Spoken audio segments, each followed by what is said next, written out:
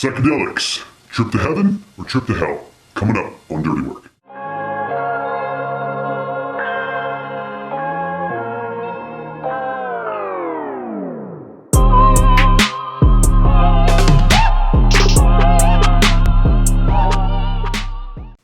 All right, welcome back to Dirty Work, guys. Thank you for tuning in this week.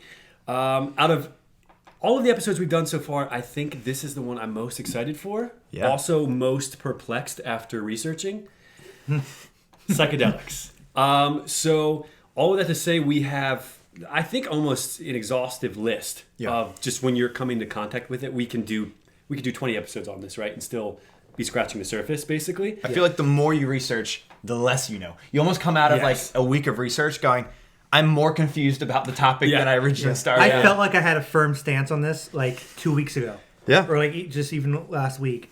And then I read one article. I was like, well, everything I know is out the door now. It's all up in the air. Just to give you guys sort of a 30,000 foot view of what we're doing on this episode, we want to cover psychedelics, looking at it from we want to take a very medical approach to it, look at the research that's going on about it, really take a look at how it impacts your mind, your physicality, and then we also want to seg into talking about the metaphysics behind it.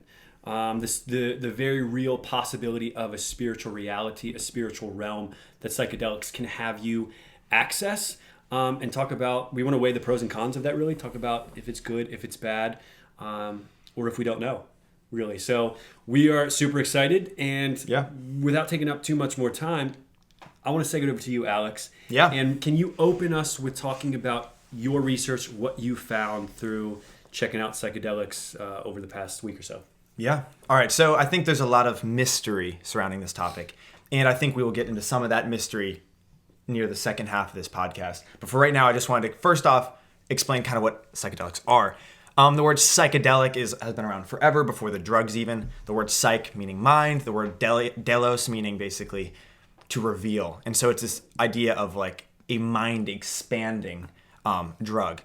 And you know them as LSD, which was also known as Acid. There we go. Okay. Yeah, exactly. You're teaching us. No, sorry. I'm ready. I got you. We have MDMA, which is also known as ecstasy, or Molly if you listen to Miley Cyrus. Yeah. Or Pop Molly. Disco Biscuits if you're Bill Cosby. Okay. Popping some Disco Biscuits. That's not Dr. Huxtable I know. Well, yeah. So MDMA sounds real popular amongst the, ruling elite. Yeah, exactly. We have peyote, which is like mescaline, is a hallucinogen which is derived from the peyote cactus. We have ayahuasca, which is found in the Amazon basin. They mix between these different roots. We also have DMT, which is actually a product that's created within the pineal gland in your brain. That's the third eye, too, baby. right? The third eye, I exactly. To the back. Yeah, and it's also produced in the liver and the lungs, and produced in a lot of animals. So some people actually will extract this, whatever it would be, secretion, and they actually smoke it using like a water bomb. Bodies? From their own bodies. They take it. Sorry, I don't like that. Next level, dude. Plants. There are plants. Sure, yes, that's what I was. Pretty much every organic compound creates this. And so we'll extract it from animals or from plants, and they'll actually put it into a bong, and they'll heat it and smoke the vapors. Okay. All to say is these drugs have a very, very profound effect on the human psyche. And so part of understanding what the spiritual significance is partly understanding some of the physical. I'm not going to go into too much detail, but the best way to understand it is that this is an impact on the serotonergic system. So it's impacting the neurotransmitter serotonin. Okay. So the human brain has hundreds of neurotransmitters. If you think of the brain, there's neurons, and each neuron kind of sits close to another neuron, and there's a gap there. And so they communicate through electrical signals. So if you imagine the neurons to be people, for example, the language they're speaking would be the neurotransmitter. Okay. Mm-hmm. So you have different parts of the brain which speak serotonin. Certain parts of the brain speak dopamine. Certain parts speak oxytocin. Some speak norepinephrine, etc. And dopamine is known as the reward neurotransmitter. Mm-hmm. Oxytocin would be like the love. We have norepinephrine would be like the activity one. It's kind of like adrenaline, but it's instead of a hormone in your body, it's in your brain. And then serotonin, which is the happy chemical. Mm-hmm. And that's the chemical that if you have too much, you're like euphoric. And if you have too little, you're typically depressed. And so people with lobsters, it is the oldest neurotransmitter. Like if you look at pretty much every organism, even single cell organisms create serotonin. It is the only neurotransmitter which is basically mammal-wide, animal-wide, along with humans, which is interesting. And if you have major depressive disorder, typically the issue is your brain either is not receiving the serotonin your body's creating, or it's just not producing enough. So something to remember is when you look at antidepressants, is they're called serotonin, they're SSRIs, which basically means that they are preventing the reuptake of serotonin in the brain, which means that the serotonin builds up in the brain, and so then basically your brain has more to use. So it makes you feel happier. And psychedelics work similarly. And so all I'm saying here is that the main impact you're noticing physiologically and emotionally is a result of this influx in serotonin. Okay. What will blow your mind is the fact that LSD, the way they discovered serotonin, was actually from creating LSD. So they created LSD on accident. They took it and they were tripping. They looked at it under a microscope and it has a certain molecular structure, and they compared it with the neurotransmitter serotonin, and they are identical. So basically, psychedelics are serotonin almost. Okay. And so instead of it producing, like MDMA, instead of it causing more serotonin, it pretends to be serotonin, and it sneaks in through the serotonin port, and it actually then like unlocks all these prison cells of serotonin and floods the system with it. Mm-hmm. Really freaky. And LSD is kind of similar, but LSD and psilocybin actually latch onto the actual receptor. Mm-hmm. So not only does it produce more serotonin in your brain, but it actually makes the receptors of serotonin way more susceptible to accepting it. So you're making like a very strong receptor and an influx in serotonin. That's super interesting. Yeah, which is very interesting, especially when you look at studies showing meditation, lack of sleep, fasting will all produce huge increases in serotonin. Okay. And that's why you'll see people who have very visionary experiences through fasting and through yeah, because I was going to say, like, even I haven't done any drastic fast. Like, I haven't even done a full week. Yeah. I don't think, but doing a couple days of fasting, sometimes I can feel really good. I certainly haven't hit a euphoric psychedelic experience, but just the clarity of mind, the feeling you get. Mm-hmm. I mean, it's certainly one of the reasons why every religion pretty much recommends fasting. And there's a reason that the devil tempts Jesus on the 40th day of a fast. You know what I mean? Mm-hmm. It's like that was the moment when he was most spiritually susceptible to the influence of that evil spirit. Yeah. So, like what I'm hearing you say with your research, which is super interesting, but it all very much coming from, here's what's happening in the mind when you're under the influence of psychedelics, right? Yeah. Which is awesome. Mm-hmm. I think the question that, especially with this rising interest and enthusiasm around psychedelics in at least America, I mean, there's certainly been cultures that have done it, but in modernity or post-modernity, whatever, with sort of you would think a non-religious country really hungering after these, what you could call, rightly so, I think, mystical religious experiences. But we have research that's saying it's happening in the brain, if that's correct. Yeah, that's what I'm hearing you say. Do you think with the research you've done that discounts spiritual experiences, or are they sort of one in the same there? Would somebody entering into that experience physically, mentally, through their mind, not necessarily exclude a spiritual experience?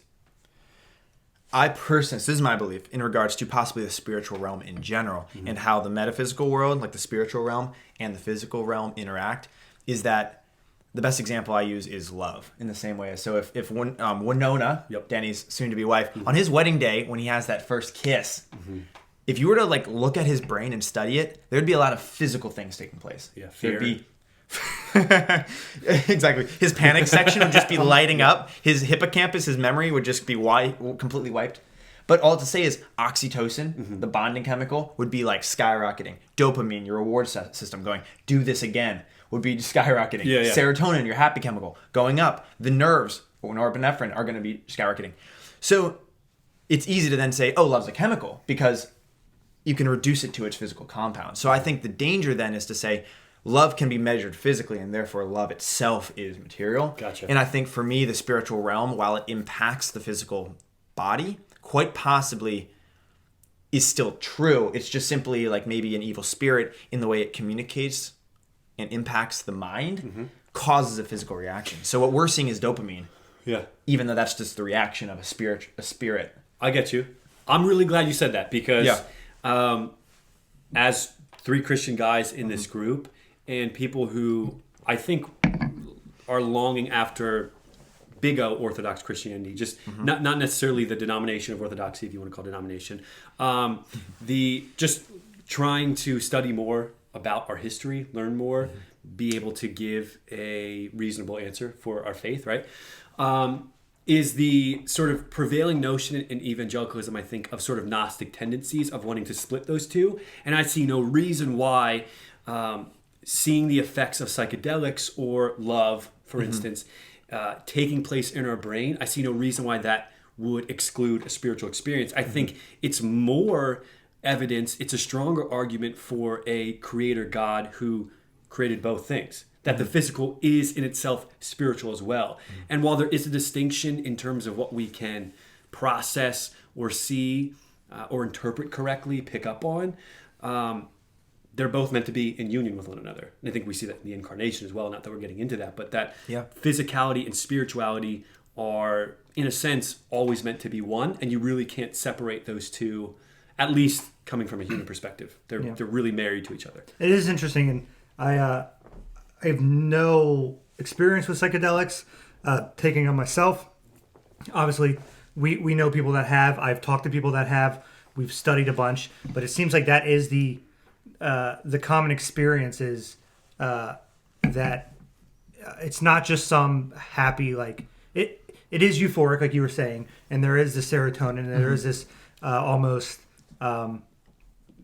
pleasurable state sometimes that people get 90% of the time. Yeah, that people get into, right? Yeah. But it transcends that. It goes into this spirituality where they, I hear a lot, and from what I read is people always come back like, oh, I saw God or I saw heaven. I saw a glimpse into what the actual, into what reality is, and everything now makes sense. There's this connection.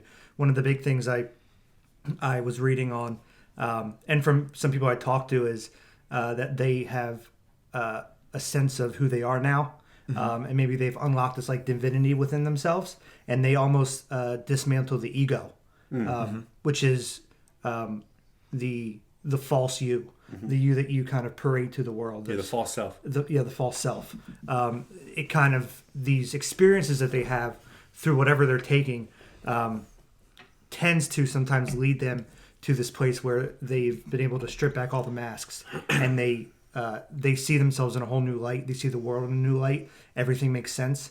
And a lot of the experiences are the same. We can go into that, and I have my thoughts on that. And, it's interesting. Some of those people seem to be saying a lot while really saying nothing at all. But it does have this cohesive other realm to it, which is something that you can't just ignore. It's funny that you say God within there, because if we're talking about psychedelics, a lot of times you'll hear them by the name entheogens, which means the God within, or becoming divine within, and named after, in the 70s sometime, when they did the experiment on Good Friday, and we were speaking a little bit about this already, on a group of students.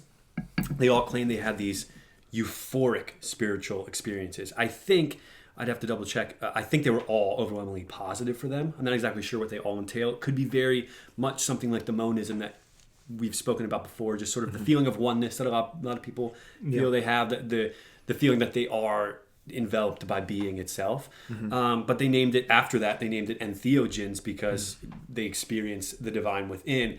And now I'm curious what you would have to say about, I think I would know what you have to say about that, but the idea of becoming God within, or waking up to the divinity within yourself, would mean something very different to a Christian, or you would at least hope, than it would somebody who doesn't have that sort of religious framework. But it's sort of semantics, but semantics do matter because, Sure. It's interesting too, and like I said, I mentioned this, I think, off camera, but like 2 weeks ago, I probably would have given you a whole different answer than I'm giving you now. And I felt like before studying this, maybe that's my ignorance, but I felt like I had a firm stance on this, where now I'm like, I don't know, but you know what I mean? Now, do you have a firm stance, no or yes?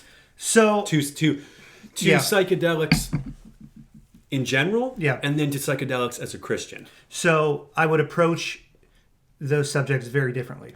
I'm not going to talk to a Christian who is into psychedelics the same way I'm talking to a non-Christian, because I think you have to approach it very differently. And honestly, my frame of reference is through a Christian perspective. I can't get around that. I can't separate the two. So I would come at that very differently. But I would say that strictly psychedelics, we could talk about different drugs, and we could talk about different alcohol. You hear sometimes marijuana lumped in with psychedelics, which I don't think is fair. I think there's too many differences. Yeah, it depends on they have to lace it with something. Or Right, you're going to have right. some sort Obviously, there's different strands, but that's kind of neither here nor there. So even that, I feel like, is a different subject. And coming from a Christian perspective, I have no issue with the idea of, I don't even know how I want to say it, but the idea that there are created elements from God, plants, whatever. I don't think any of that is inherently wrong, sinful.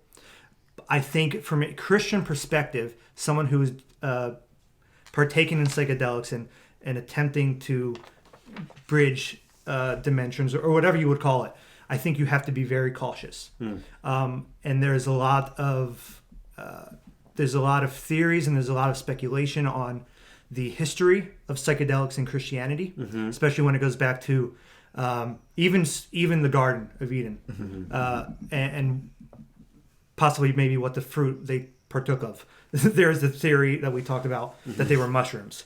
I think it holds no weight. That's my opinion. I can see why people would argue it. It's a very interesting topic. By no means am I saying I understand it all and I know. That is just my research, right? But there's so much history in Christianity of psychedelics that you cannot ignore. I don't think it is fair to say that Scripture endorses it. I don't think it's... So we talk about a lot with the Orthodox Church of experiences and experiencing God. And I think Scripture is far more concerned with you experiencing the mystery of God and the mysticism of God than it is with you experiencing a spiritual experience. Because we can have all these, you can have experiences when you're taking these drugs or whatever you want to call them. You can have these experiences, and yes, they're spiritual, and yes, they can be maybe enlightening and see God or whatever you want to call it. But that doesn't mean it's going to make you religious. It doesn't mean you're going to line up with Scripture and with the God of the Bible. Again, this is coming from a Christian perspective. This is what I would say to a Christian. I won't have this conversation with with an atheist, so to speak, because they have different standards. I don't expect them to hold to the standards I do. But it's a very tricky thing, and I don't want to say that any Christian who is, because look, we're all on our journey, and we know godly men who have experienced this, and by no means would I condemn them and judge them. They know more about it than I do, but at the end of the day, I think you have to be cautious because the spiritual realm is real. Whether or not what you're experiencing on these trips is just within your mind or you're really bridging some gap, I don't know. Yeah.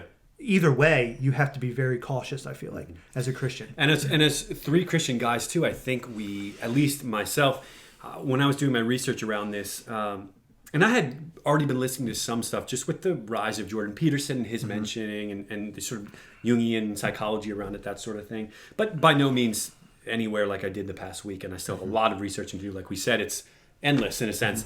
But just the idea of three Christian guys coming to it, and like I said myself, I'm almost coming to it right away of going, I have no doubt that the spiritual experiences people claim to experience on these are real or could be real. And so I'm almost coming at it with, well, they could be, so I have to run with that as a very real possibility alongside all the conclusions I come to. Yeah. But like you're saying there, and this harkens back to a couple episodes ago when we were talking about ethics, but morality is intention plus context. Yeah. Right? And so how are you using the psychedelics? That's the question. I think it's inarguable that at least the milieu of Christianity is negative against psychedelics. Yeah. Wouldn't that be, don't you think that would be, people thought... If I were to go to my family and say, hey, I'm thinking about doing like shrooms tomorrow, I would definitely, it's not in a more fundamentalist context, definitely be looking It's not to say there aren't Christ-loving people who have done them or do them for certain reasons. But But I would say even sort of outside of what you would say evangelical fundamentalism, there's still sort of this idea of no, right?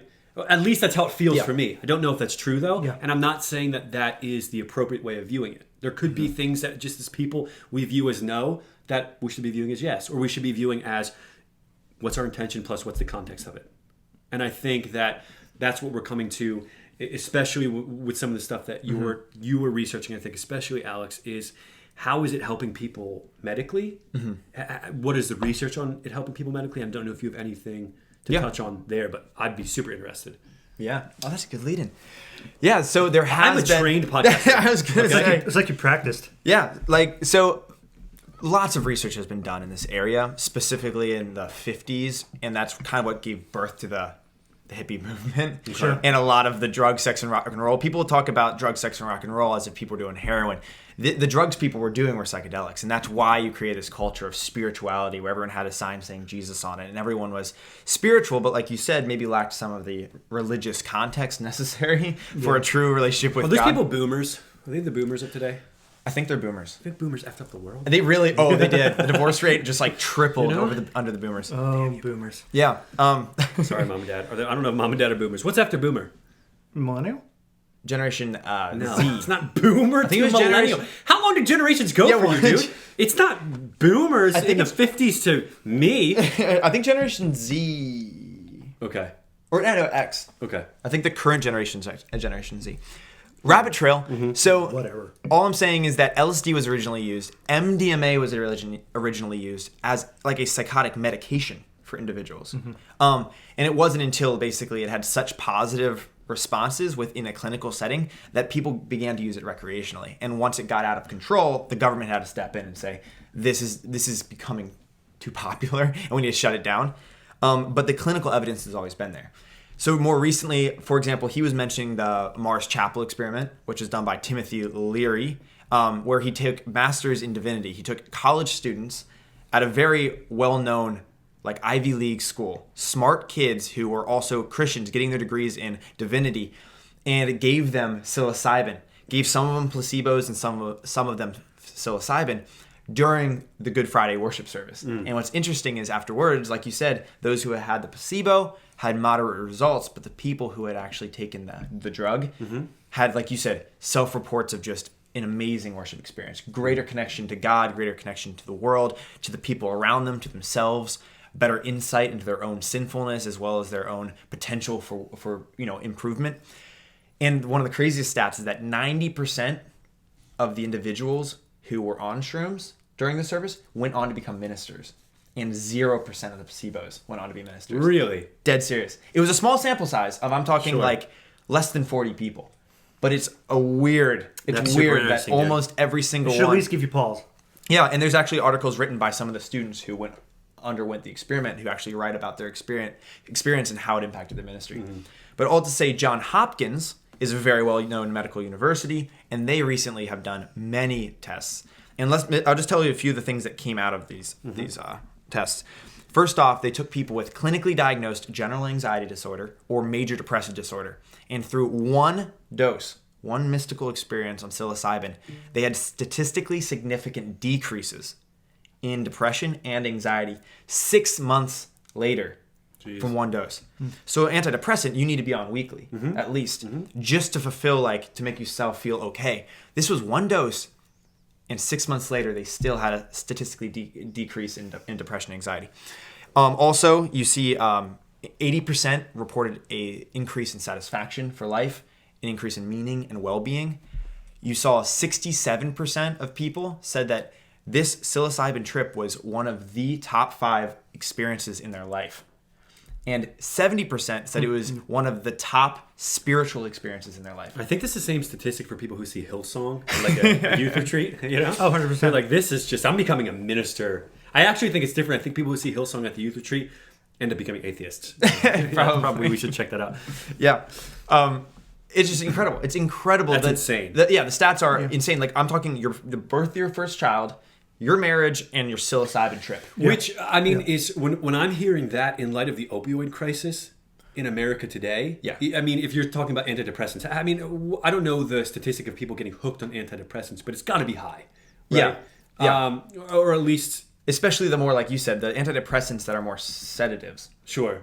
like you said, can get people very addicted. But, I mean, that's a little bit out of my wheelhouse. You're going to know more about but than I do, of course. But just like hearing that when you said 6 months down the line, 6 months. there's still... It's not like I felt better a couple days, you know? Like, I got a youth retreat. I don't know, too much talk about youth retreats, but like you go to a youth retreat, you get the high. A week later, you know, it's down. You're talking 6 months. Yeah. That's a pretty extended amount of time. Because typically it's you ingest the drug and you have a positive outcome.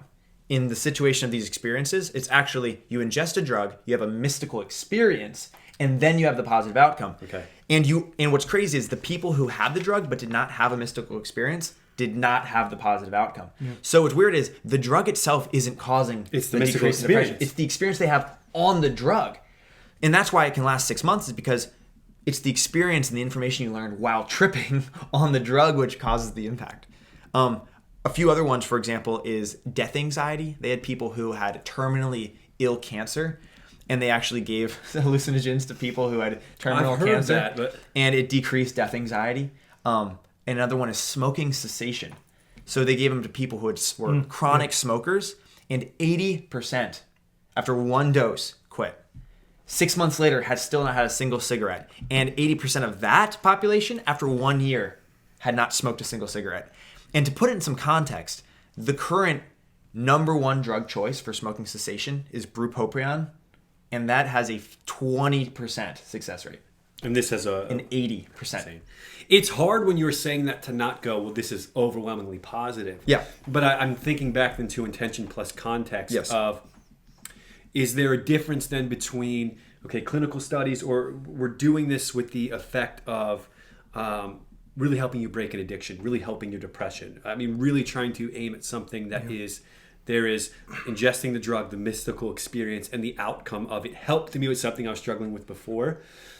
Mm-hmm. Is that different than the, you know, boomer guy in his mom's basement who wants to drop LSD because he wants to listen to Pink Floyd, right? The recreational use as opposed to, because just coming at it, I'm like all for the medical use. I mean, that sounds great, right? But I'm wondering then with the intention plus the context where that can break down. I think when we're talking about something that is so powerful with a mystical experience, with plenty of anecdotal evidence of when that mystical experience goes wrong. Yeah, I get a little cautious when people are like, if people just want to drop it recreationally.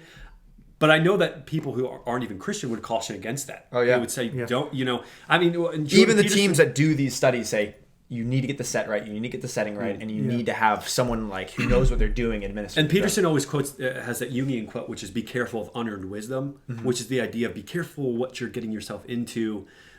You know, and maybe once, but time and time again, for sure, of being on these things. So and I think we should definitely dive into that more, the spiritual part. But even going off of Peterson, like to bring it to a practical level, when it becomes between medicinal and just recreational use of whatever it is. Yeah. You know, as a Christian and not even just as a civilian in the world, I would be cautious. I would caution somebody.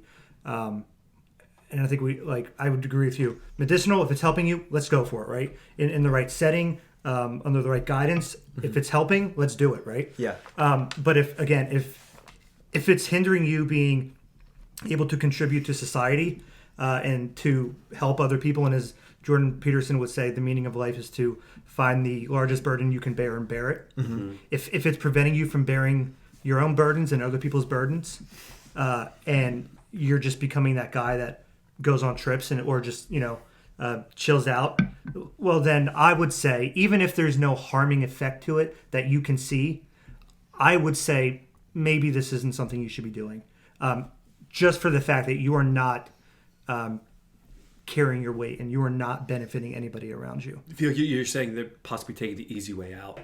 I do think it's a matter of taking the easy way out when it comes to just doing these trips because you want to experience some euphoric state of mind and you're not doing anything to benefit anybody else. I think it's just a matter of you being selfish and and just living for yourself at that point. Yeah, sure. But so let's talk a little bit more the spiritual aspect, right? We talked about the medical, and we could even go on with that, but I feel like we gave a lot of good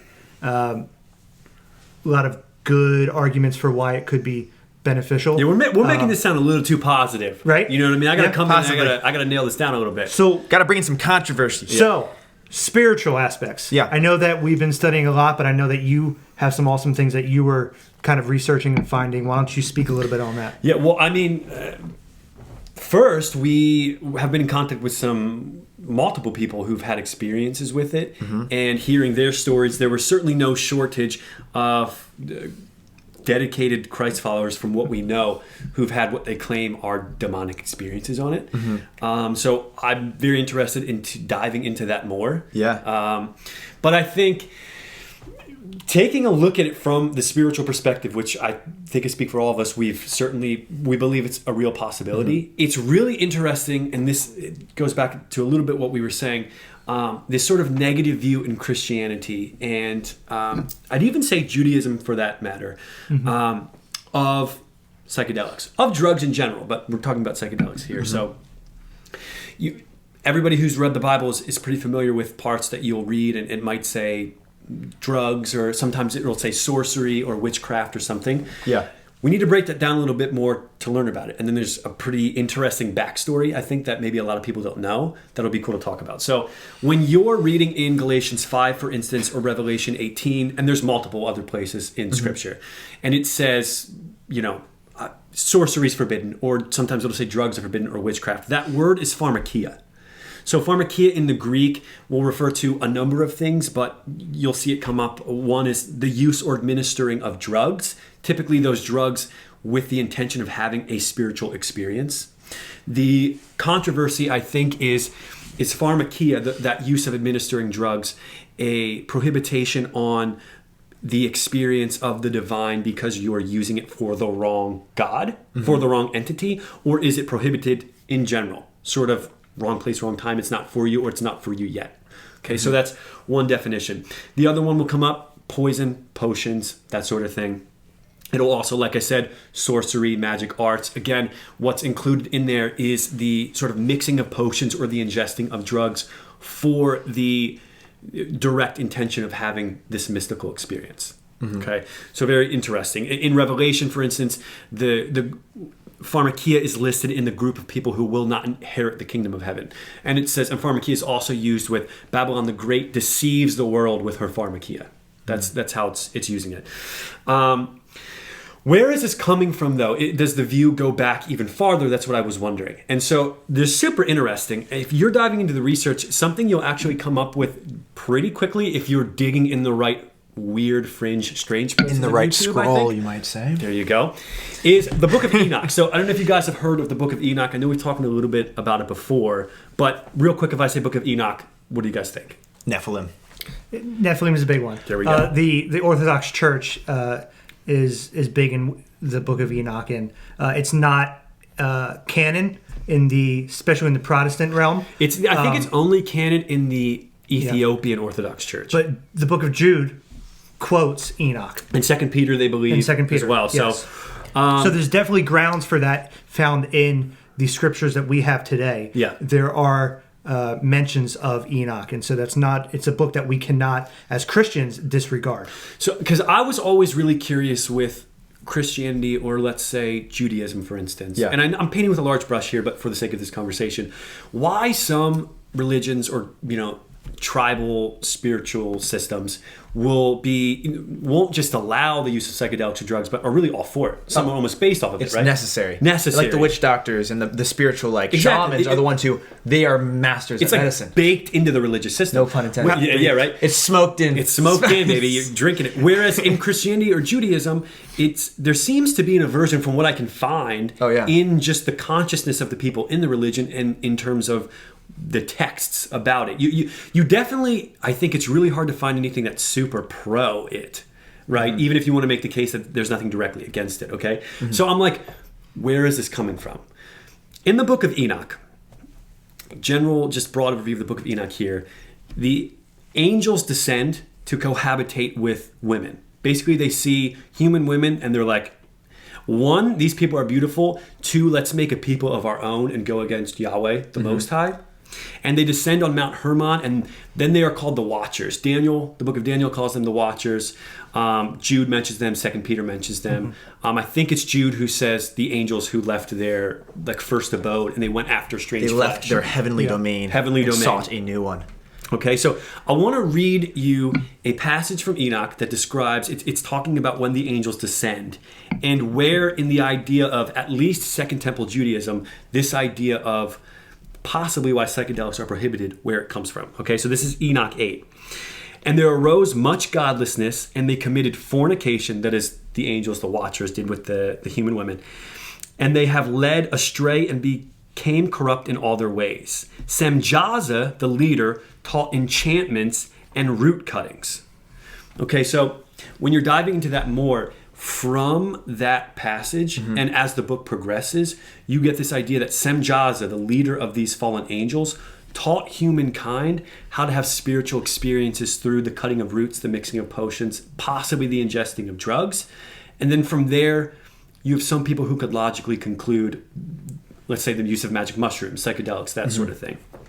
Yeah. So you not only have in Judaism this idea that it's wrong because you could interact with the wrong sort of entities. You have this idea that, well, even our knowledge of how to use these things is from the wrong entity. It's from Semjaza, this leader of the fallen angels. Okay? So I was like, mind blown. This is super interesting. Yeah.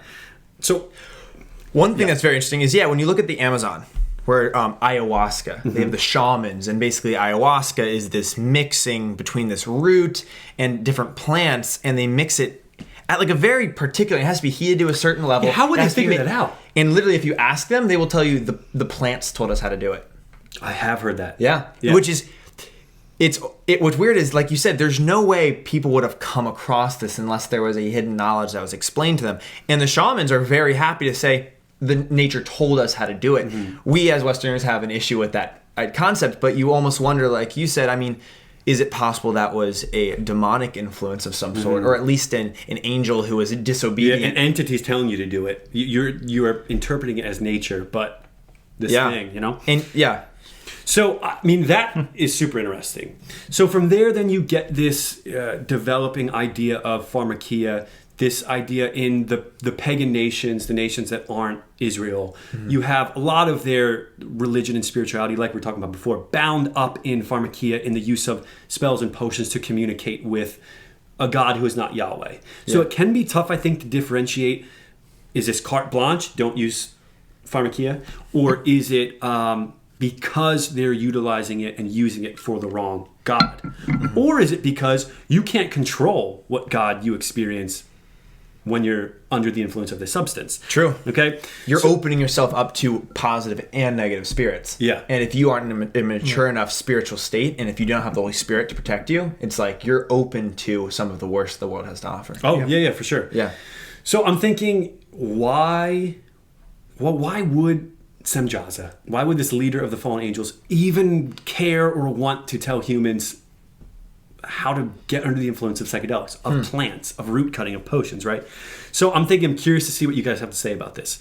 I'm just thinking through my research, what I've been reading. Yeah. One of the possible reasons is the goal of enlightening the human mind to psychedelics, because he falls with the angels. He even says, I need you guys to make an oath with me. This is before they descend to Mount Hermon. Yeah. Because I'm afraid it's only going to be me in the end who suffers for this sin, and you guys aren't going to be a part of it. So the angels take an oath. They swear an oath to descend on Mount Hermon. Then they get punished by God. They get sent to Tartarus, is what 2 Peter says. Yeah. Right? So, and that's Greek. That's where the Titans are in Greek mythology, and he's just relaying those two stories. Because the Titans in Greek mythology are the Nephilim of Hebrew. Another reason why you have to look and go, why does every culture have giants in their history? So I was thinking, yeah, exactly. They It's like a existed. flood myth, right? Oh, yeah. So like you're saying there, the idea of maybe you can't control what entity you interact with on these substances. I'm almost wondering if Semjaza is basically going, all right, we won't be able to cohabitate, take these humans for ourselves all the time, like us doing it. I need to teach them a way where they can stumble into my territory, because I'm not going to be allowed to get into their territory anymore and God may not allow this to happen again. How can I basically trick them into stumbling into my playground more often so that I can torment them? And then you would have to go, well, why is he even interested in doing that? But if he's evil only torments because it wants to torment. It only cares about inflicting damage for the sake of inflicting damage, right? If we're angry at somebody and we act, you would say, in an evil or sinful manner, it's usually retribution against something. Whereas if you're taking the evil forces, they're evil because for the sake of, now they are intrinsically evil. So for the hell of it, basically, right? Yeah. Just because they hate humankind that much. I was also thinking, if a demon can't occupy your mind, and this is going along with that, perhaps it can get you to occupy its mind or its playfield, its playground, right? So I was almost thinking of realms are basically stacked on top of each other. So we're interacting with the spiritual realm right now. Yeah. It's just the veil is in our mind, and that is a gift from God to keep us from experiencing with things. Like Paul says when he gets caught up to the third heaven, Yeah. I saw things inutterable. Well, he saw good and holy things that no man should utter. I mean, imagine if we see unspeakable evil, we might just lose our minds, right? It would be like the worst of all bad trips. So thinking of, okay, there's a veil that sort of separates us. Well, they want to break down that veil so they can torment us, because I don't know. Obviously, it's just out of my pay grade, right? But I don't know how easy it is for evil entities to interact with humankind. They might be able to do it like that, or it might be a little bit tougher. So maybe they're just trying to throw everything they can at us. And then one last thing is, even if it's nothing malevolent in that sense of this really well-developed plan of I'm going to get them to interact with me in this way.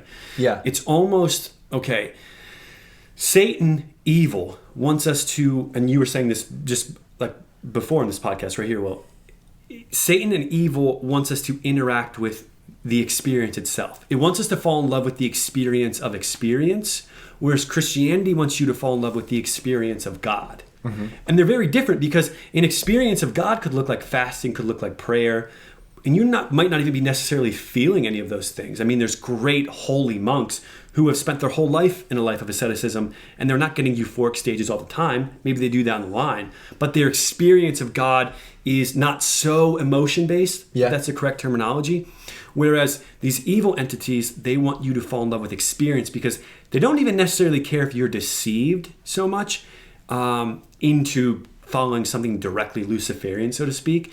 They want you to just get a little distracted, right? I don't need to convince you.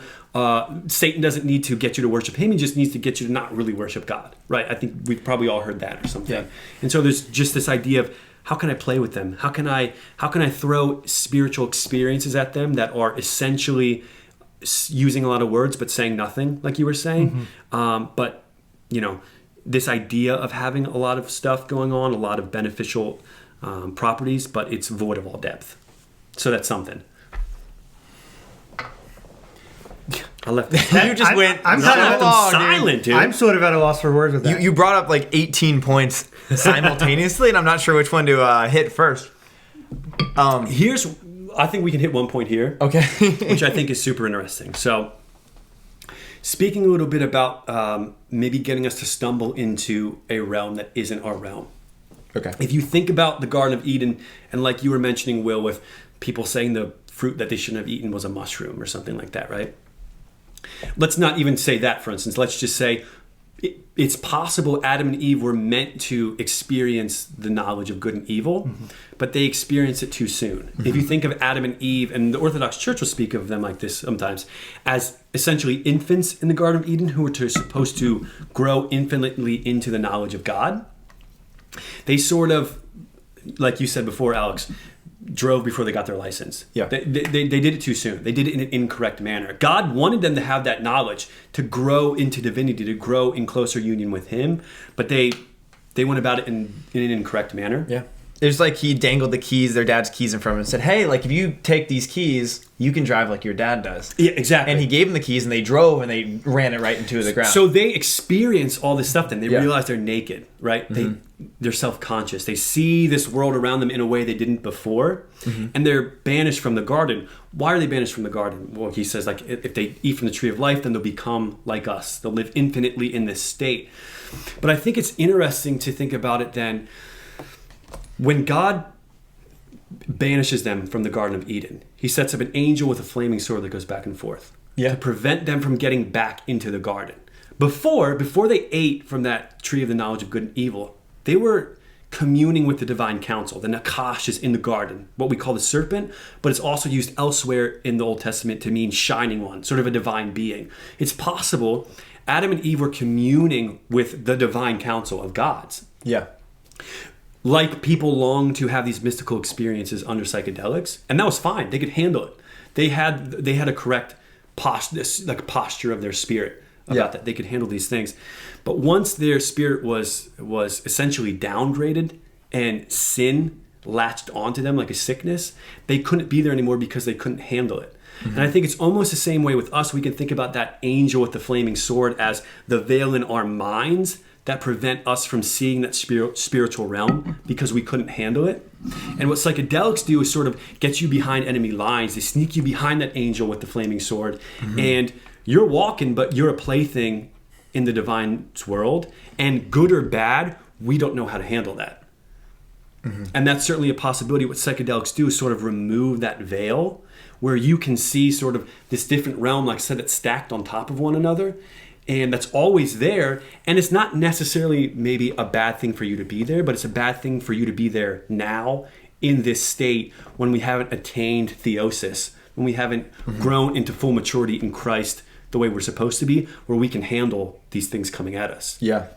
And Dionysius has this quote, which is, be careful of venturing into the divine realm, of going in there unprepared.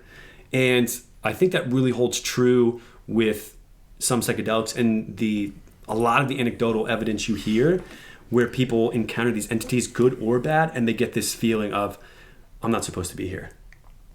And I'm just saying that there is a lot of sort of negative evidence to go with that clearly positive evidence that you were speaking about before.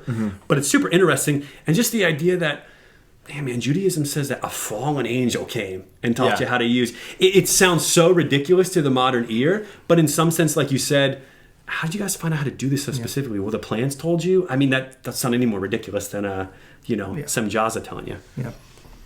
Yeah, that's a lot. I don't know. We could talk about that and like I said, a couple weeks ago, like, I would have had a total different answer than I do now. And then we talk about this kind of stuff. We read about the Book of Enoch. You read about these tests done and all this stuff with the spiritual realm. And we've listed all these positives. We've listed these negatives. And it's where do you go from here? Yeah. It's crazy. And at the end of the day, I don't know.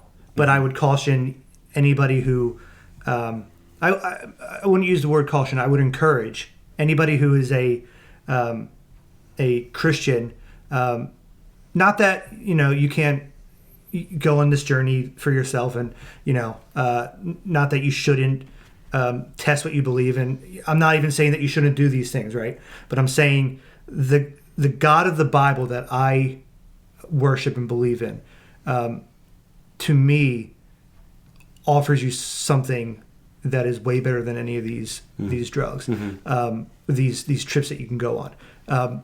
Again, I'm not judging. I'm not saying count it out. I'm not saying you can't, go on these journeys or whatever. But through the mystical, through the Eucharist, through the communion of saints, through all these things that Christ has kind of unveiled through his reincarnation, all this stuff.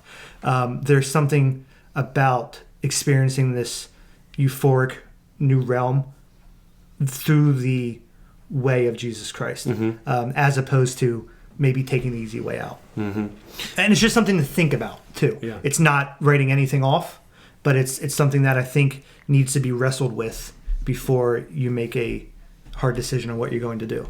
I think an important thing to remember is that it's quite possible that what you're experiencing through these drugs is true. In the same way as when the devil said to man at the beginning of time, eat of this fruit and you will see like God. You will be able to distinguish the difference between right and wrong. He didn't lie. That was the moment when man truly knew how to sin and how to not sin. And that with him the fall of himself as well as his posterity. And so I think the issue is what you're experiencing is true, and that's why you have to be careful. If it was just a psychedelic experience, what's the dream, harm? so to speak. Have fun. Listen, I knew people all through high school. You just put on some Pink Floyd and you'd take some LSD and you'd just sit back and you'd trip and you'd have a blast and you for the next 6-7 hours you just felt like you were on a cloud. But the possibility is maybe there is truth, actual truth, which is being revealed to you. And so my thinking is that there's no place in Scripture necessarily where it strictly prohibits the use. But the thing is the proper, like you said, context and intention. Are you preparing yourself spiritually? Because when that truth is revealed to you, do you know what you're doing with it? Do you know how to properly integrate that truth into your life, into your perspective? Because if not, you're just throwing yourself unprepared into a realm where could have some serious spiritual side effects, some serious demonic influence. And so my personal thought would be something along the lines of, you go to church and guess what? The youth pastor stands up and starts speaking. And during the end of the service, some piano starts. That's the same thing. It's an adjunct to it's literally, music is another portal You're trying to create the transcendent. Or you can think of iconography in Orthodox Church. You want to beauty and harmony. You want to help. It's really the antithesis of Gnosticism. There, you really want to foster an environment that, because beauty appeals to the human soul, you want to foster an environment that can help you worship God more. I'm certainly not making a one-to-one comparison to Orthodox iconography to psychedelics, right? But just the idea of fostering environments. Some of them are pretty psychedelic looking. Yeah, They're not gonna lie. Dude, I freaking love iconography. I just think that when you look at studies on the brain and fasting, within 2 weeks they studied even Muslims during Ramadan, and within 2 weeks their serotonin levels doubled during the feast of fasting. So why would you just fast? Well, possibly. All I'm saying is when Jesus says stuff to deny yourself, kill your ego, you might say, right? Yeah.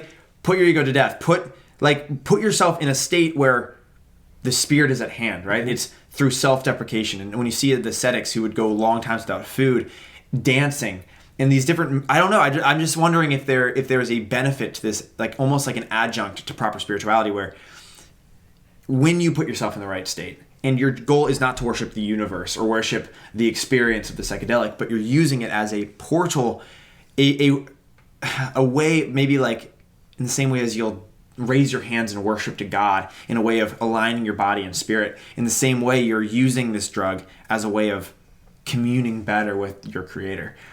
In the same way as fasting or other spiritual disciplines would. I think my question would be, if somebody isn't fasting, but they're going straight to psychedelics for the spiritual experience, I would be like, fasting sounds like denying yourself. Psychedelics doesn't really. It sort of sounds like gifting yourself something. And I'm not saying that is the end all be all. Of course not. What I think is so great is talking about these benefits and then talking about something really esoteric about some Jaza coming down and teaching people about psychedelics, right? I think it's cool. But something you touched on really quick, which I just want to mention, which I think is cool, is the mystical experience of psychedelics. So I'm thinking of what's the difference between mysticism, spirituality, and religion. Mysticism is solely for you and God. It is, how do I integrate myself with God? How do I have a deeper communion with God? True. And really, it's for you. You can talk about mystical experiences, but it's not the same as having a mystical experience, right? Yeah. Spirituality then is how you integrate that mystical experience to the world. Spirituality is you to the world. How am I not a jerk, right? How am I loving to the people that I want to be, that I really dislike? Yeah. How am I more forgiving? How am I more compassionate? That's spirituality, right? Yeah. That's why we call it spiritual gifts, right? Or spiritual growth. How am I a person who embodies the fruits of the Spirit? Yeah. Okay. Religion then is the framework with which you interpret a mystical experience and spirituality. So, for instance, if you're a Christian and you have a mystical experience that is telling you that monism is the proper approach to all religion. Everything is really one. Not one in the Christian sense of panentheism, where God fills all and, as he says, he will be all in all. Yeah. It is really maybe more of a pantheistic approach where, like entheogens, apotheosis, you are God yourself, right?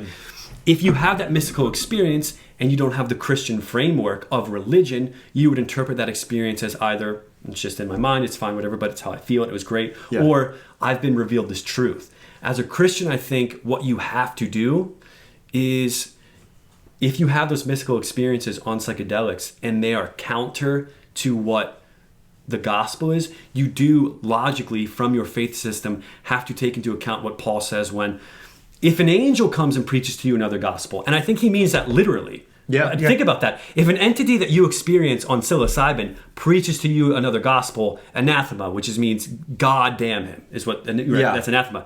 That's what needs to happen to that entity, and you, if you go along with it. So I think the importance of breaking up mysticism, spirituality, and religion. I think psychedelics can get us a mystical experience. It can't account for our religious framework because that's ultimately revealed in the person of Christ. But I'm not saying that. I mean, there are stories of people who are led to Christ through mystical experiences on psychedelics. Yeah. Is that not correct? Tons of them. Yeah. And you have to wonder, like a study of 200,000, a large meta-analysis showed that people who had experimented with psychedelics were healthier mentally, emotionally, and physically than the group that didn't. And so you also wonder, hey, if this is demonic, they aren't doing their job. You know what I mean? Because you'd think the demons, Well, and like I you think said, that might be the case where.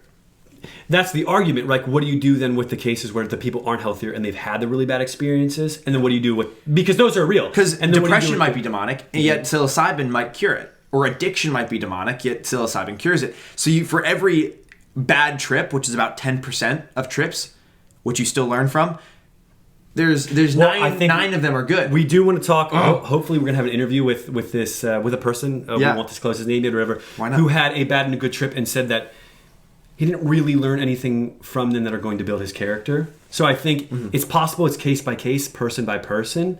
What the easiest answer sounds like: you may interact with a good entity and it's a good experience, and you may interact with a bad entity and it's a bad experience, and it's sort of luck of the draw there, right? Or you go in with your preconceived. Everybody has preconceived notions, but maybe you go in with one that's really direct, and that influences what your experience is, and then that makes it sound like it's not really a spiritual experience. It's really all in your mind. And all of that to say, I'm going to wrap it up because I'm really out of my research at this point. I'm more confused the more I get enlightened about the subject. And that's why I'm super excited to continue this series in psychedelics and just keep researching. I'm sure this is going to loop around in this podcast. I think the only thing that I want to say to Christians, especially thinking about it, is think about it, pray about it, fast about it, get in community like you would anything else. And at this point, I'll just say go from there. Yeah. Right. Yeah. Cool. Yeah. This is the first in a long series of possible psychedelic episodes. We don't know how many episodes. Next week, we are doing another psychedelic episode. Which, what? Go for it. Is going to be a guest episode. The first guest. Our There we first go. guest Wait, episode. we didn't clink this podcast. Clink that to the guest. guest. I'm excited for it, guys. His name is Skylar, and he will be talking about his own personal psychedelic experiences on acid and other psychedelics. And we are going to... Yeah. And I just want to say this. I know what they got to do. Yeah. They got to leave a comment, like, subscribe, share with all of your friends and your Aunt Teresa. Follow us on all social media platforms. Reach out. We love those comments. If you have a psychedelic experience, good or bad, reach out to it.